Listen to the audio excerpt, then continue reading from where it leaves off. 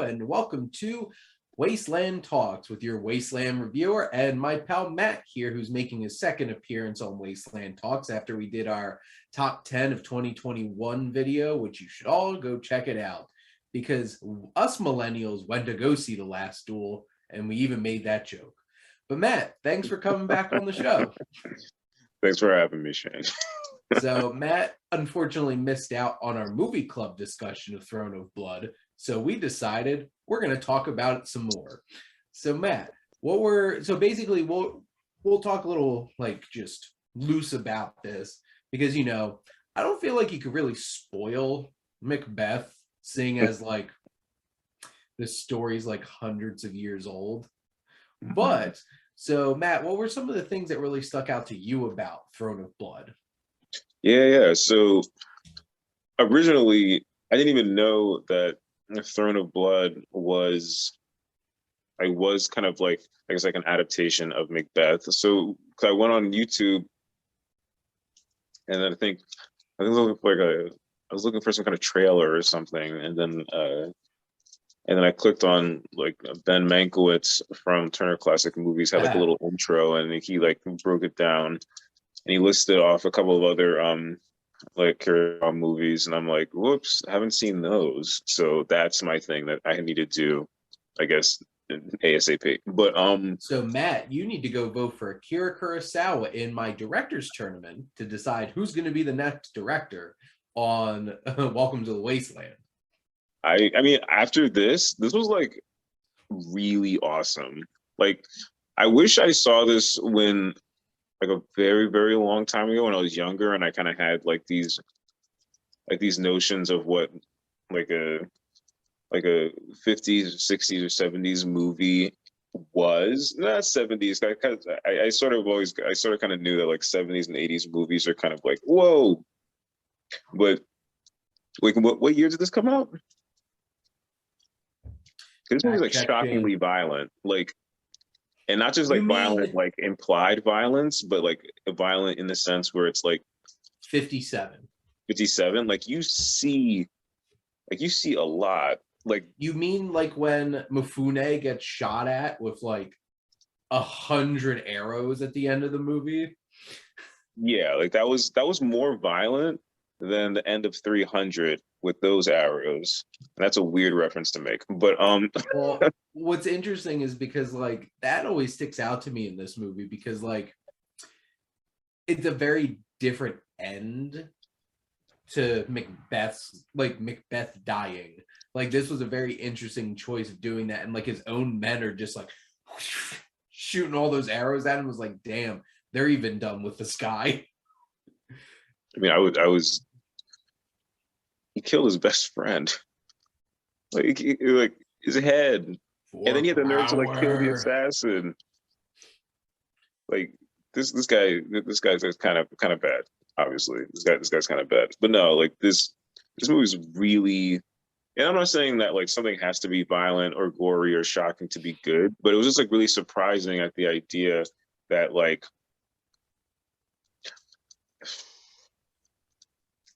the scene where our main character kills his predecessor, that's like, whoa. Mm-hmm.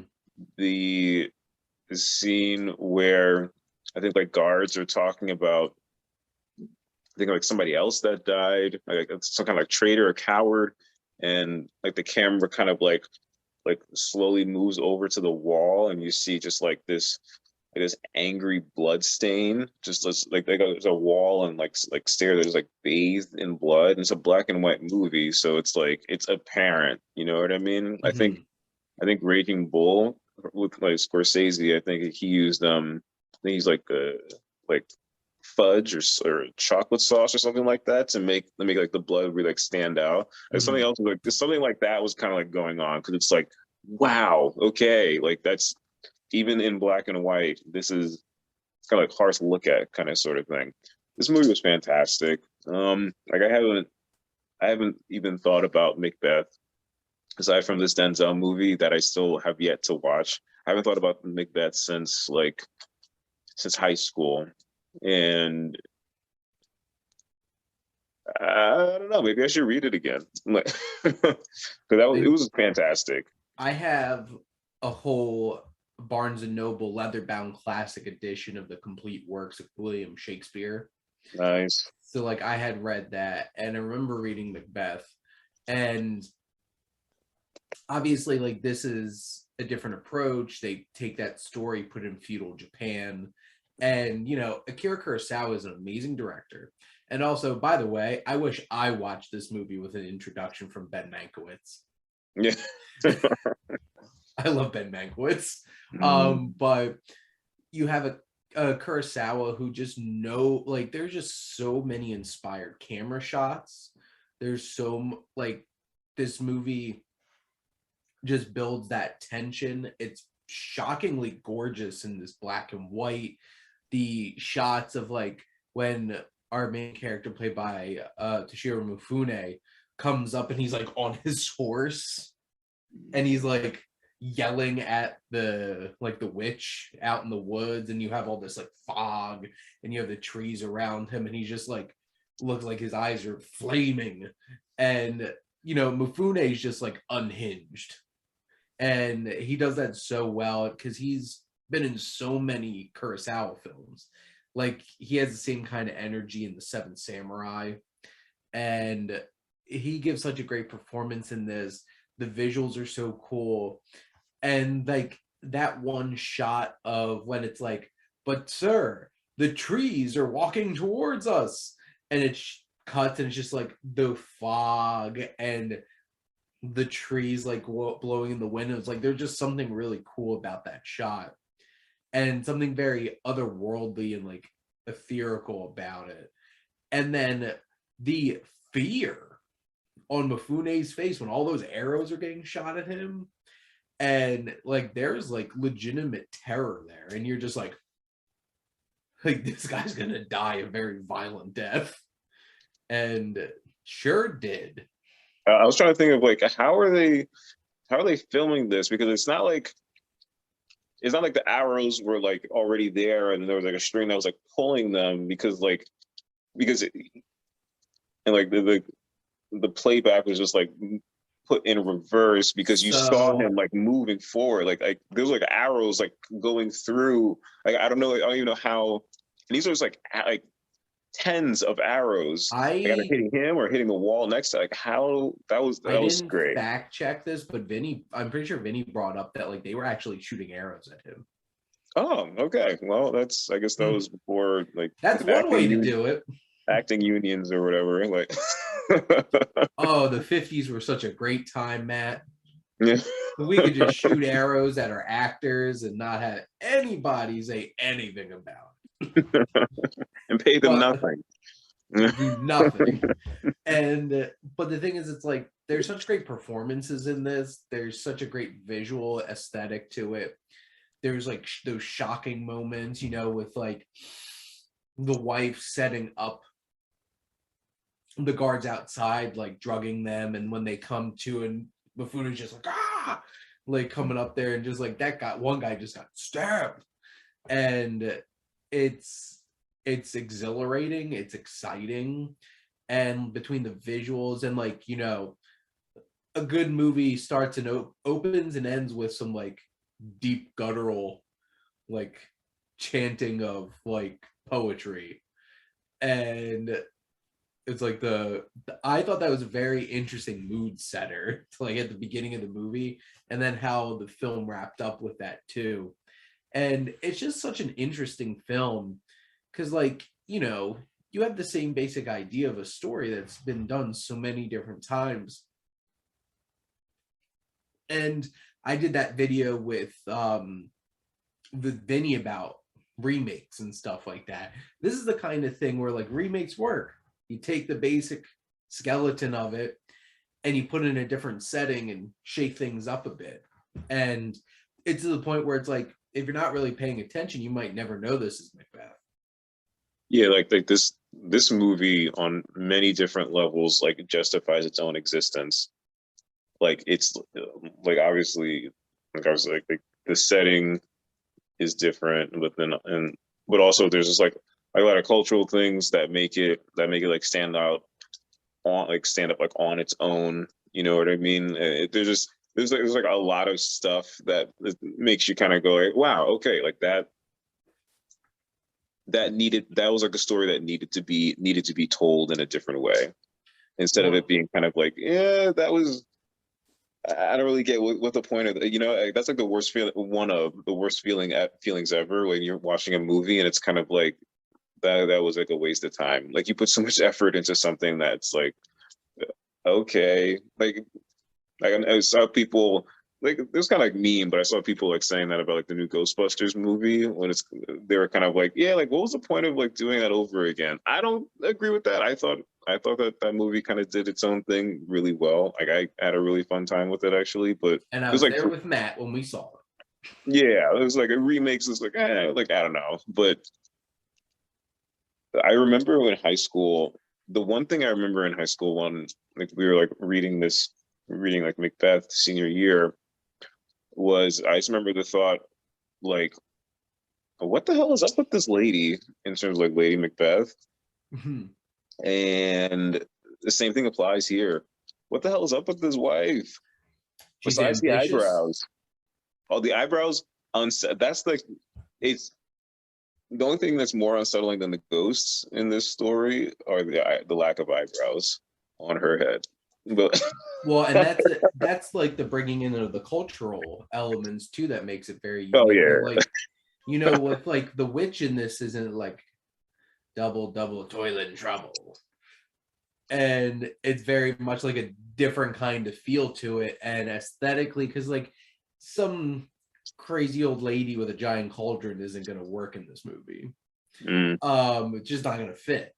But what fits is this like Japanese spirit, um like there with whatever was that like a soaking thing or mhm. whatever. Yeah, and it's like has that very specific look to it because that's when they first see them is like there's this like just out in the middle of the woods just this random person just soaking there, and then later in the film that like confrontation that I mentioned before of like Mifune on the horse like yelling at the witch and just like how that's all framed with the fog and everything. It's a very specific aesthetic to it and a specific look, and it really works for the film. And it's unnerving, it's creepy, and it's just really effective.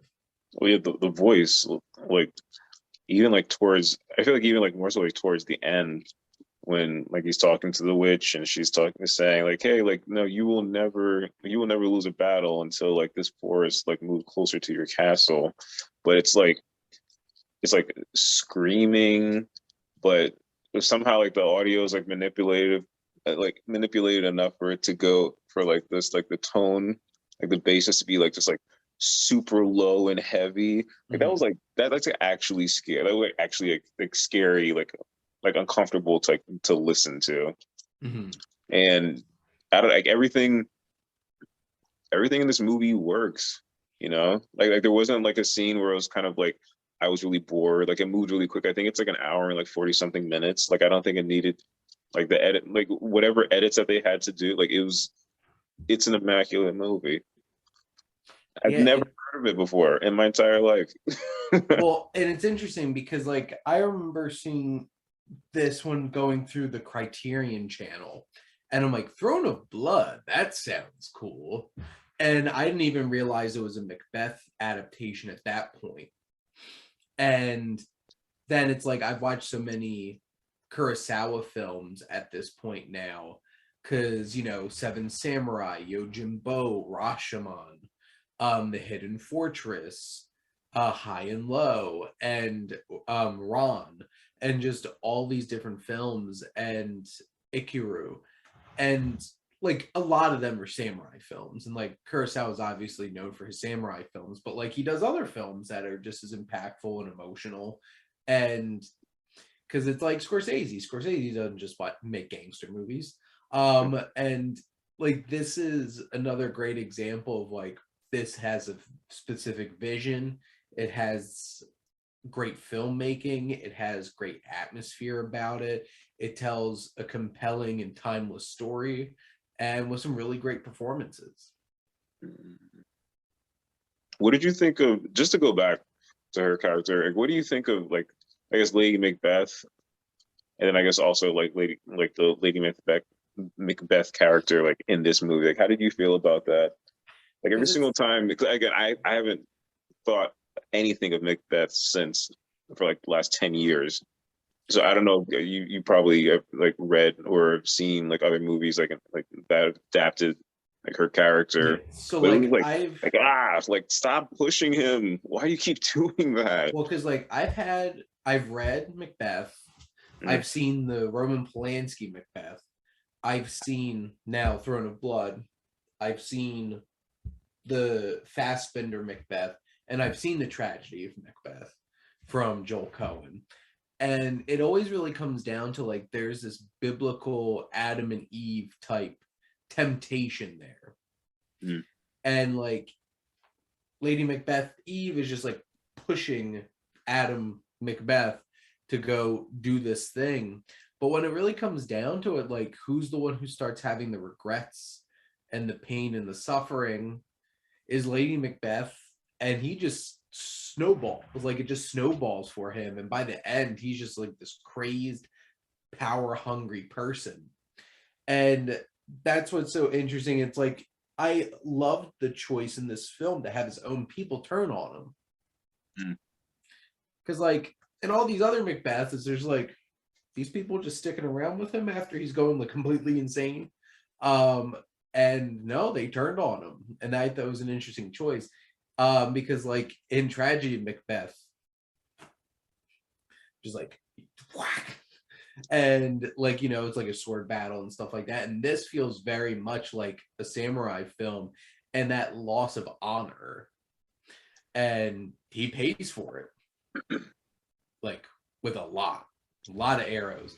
But like I feel like both of them are unlikable in specific ways because she's the one who's the temptress, the one that pushes him to do things maybe he never would have done. But like once he gets a taste of it, he's like, I love the taste of lion. Now I'm going to go out of my way to eat you in my food chain kind of thing. It's just like, he just like, now I got this taste for power. And he's the one who kind of like runs away with him. Like that one scene where he's like completely losing it, like swinging the sword around at nothing. And you're just like, somebody's drunk, need to go home kind Yeah, of thing. Drunk on power. yeah. Like he has no.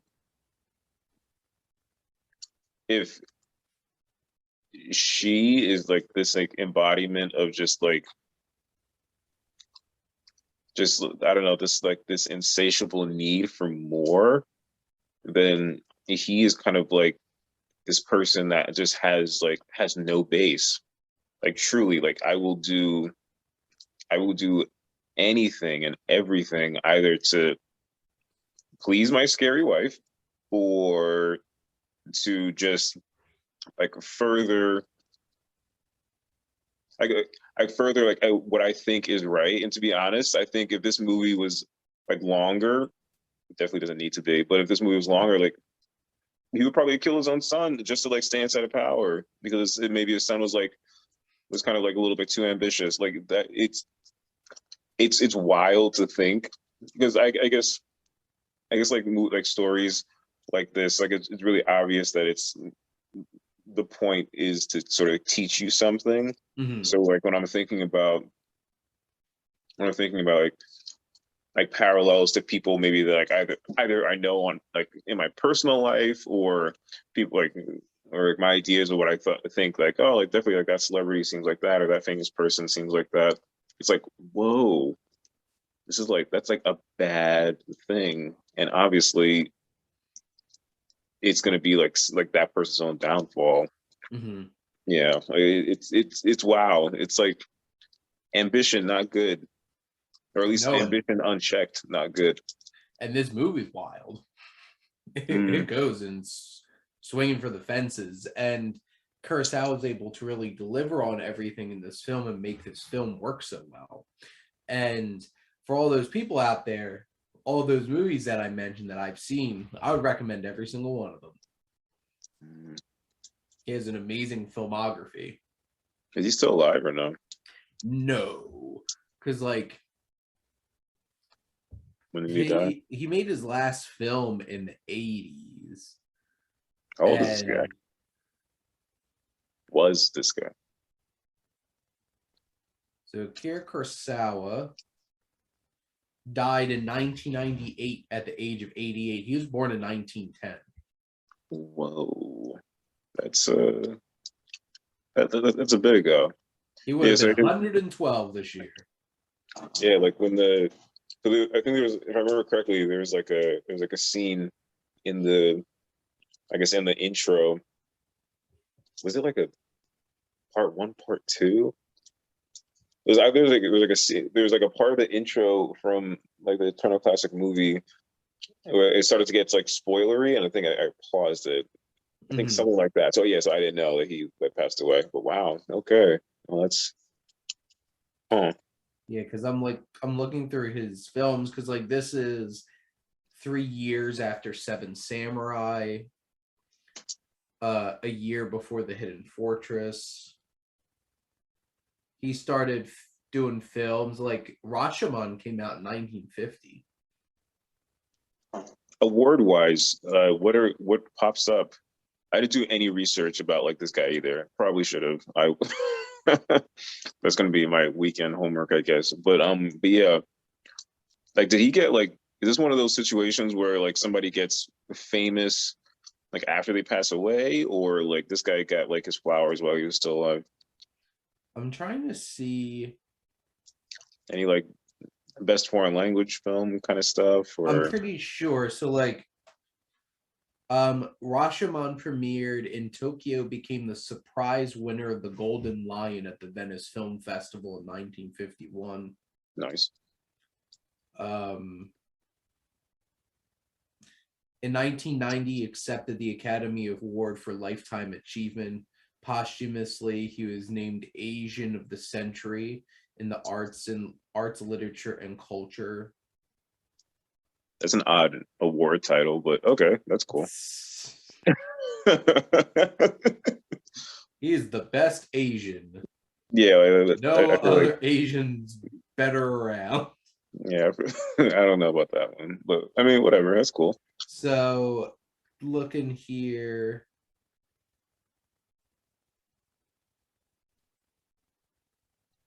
I'm trying to see. Sorry, I have the giggles. My bad. The best international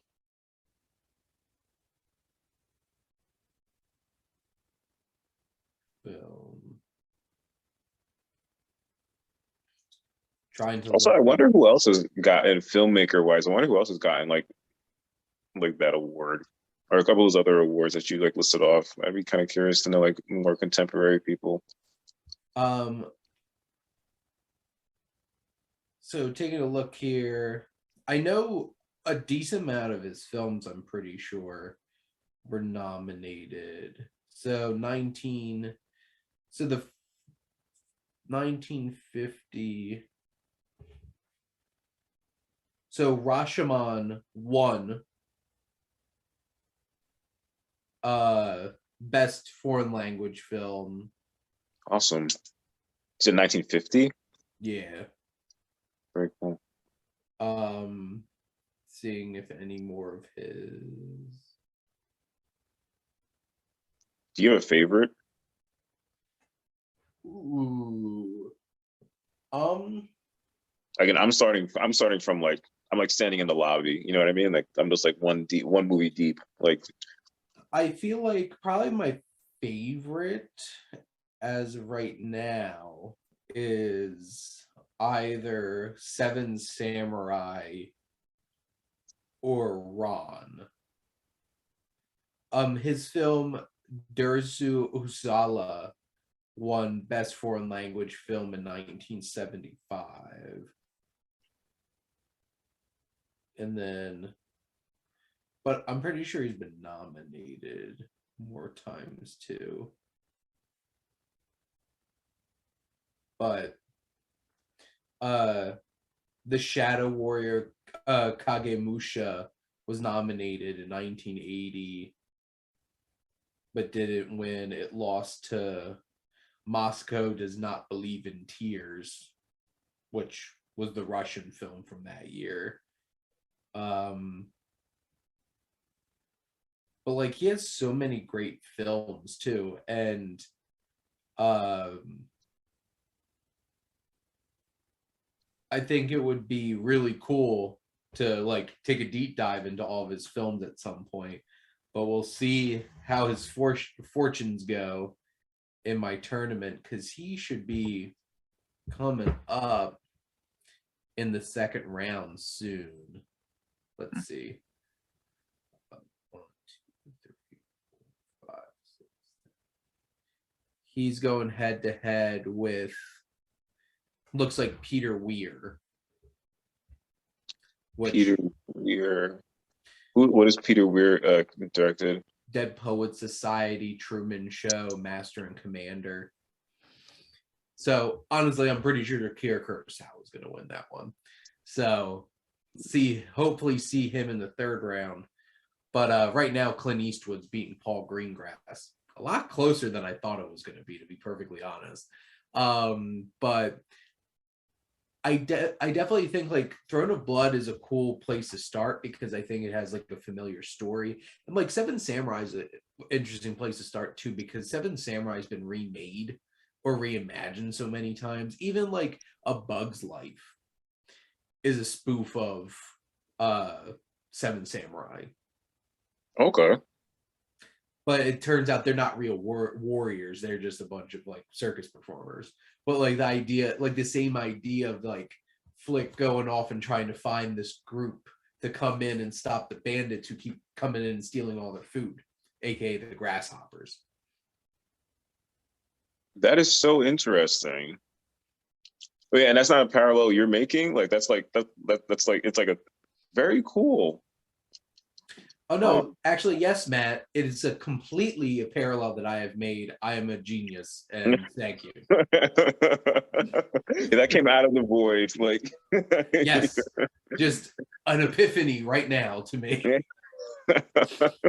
Like Pixar has some interesting parallels, because you know, Toy Story 3 is basically like a Holocaust parable, and like Lotso Hugging Bear's a Nazi. Fascist. And your comment section is angry now. If there's any Lotso Hugging Bear sympathizers out there, you're wrong. We can't be friends. But I think Toy Story 3 is a little bit more black and white than say like Throne of Blood. Yeah. Despite the fact that Throne of Blood is actually black and white. Also that.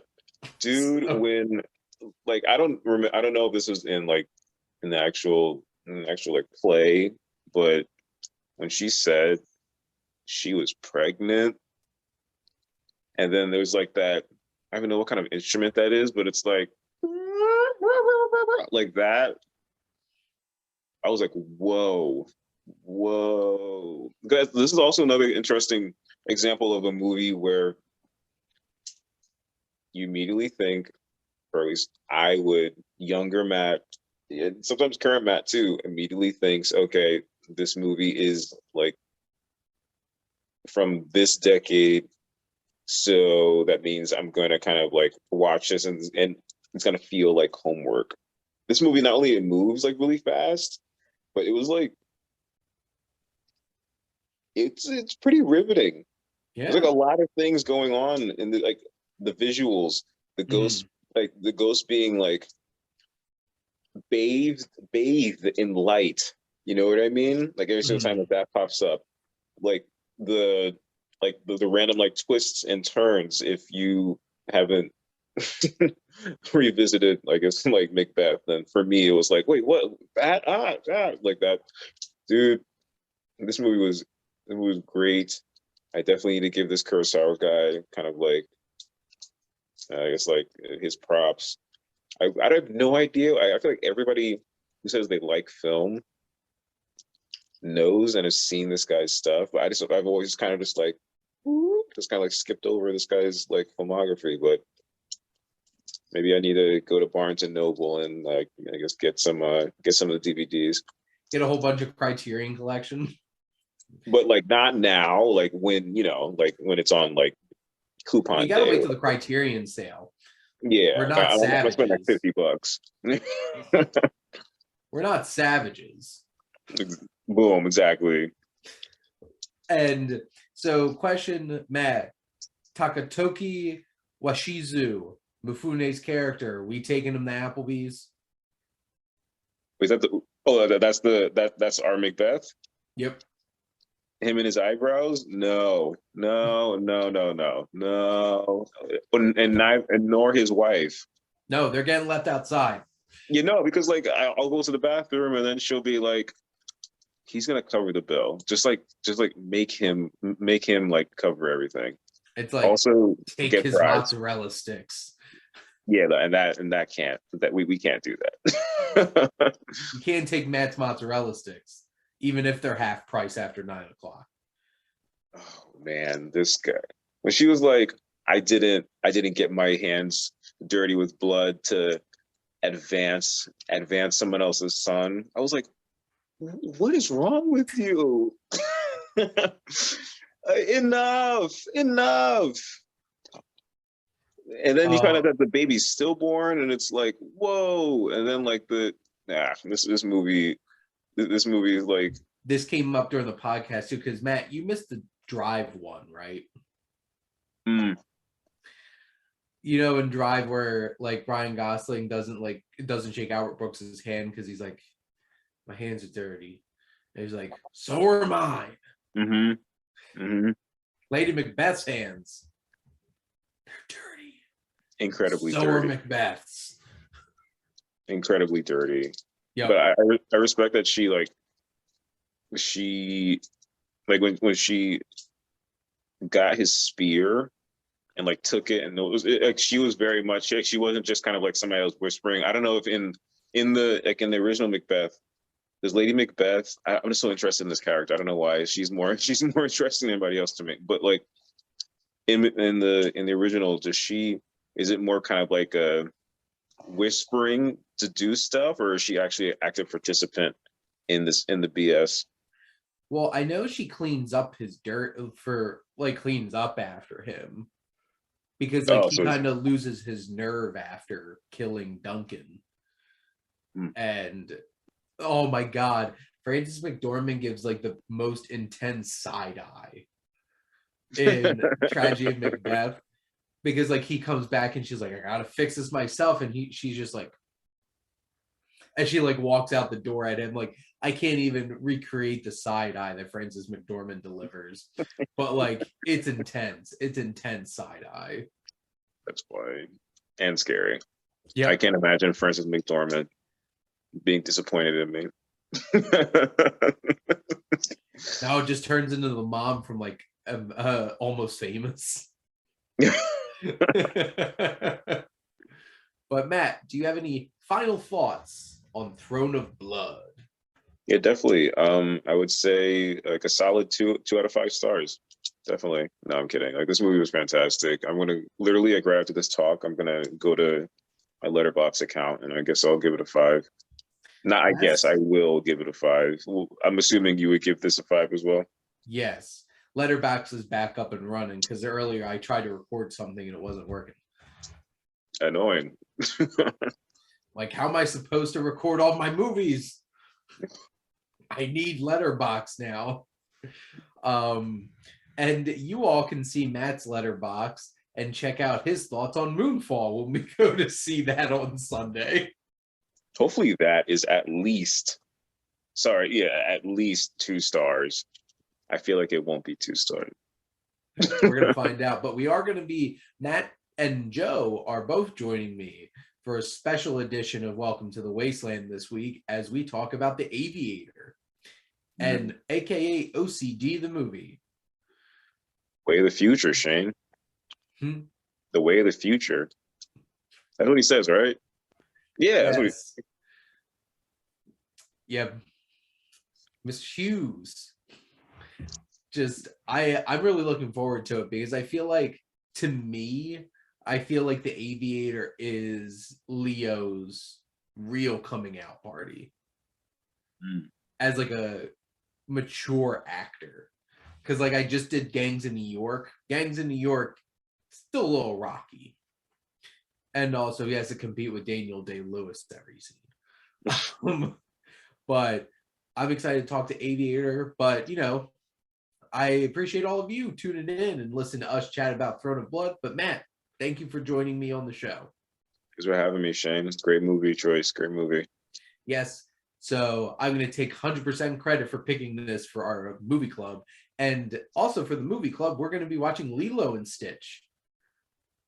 Cool. So now for something completely different. Yeah. But thank you as always for tuning in and supporting your Wasteland Reviewer.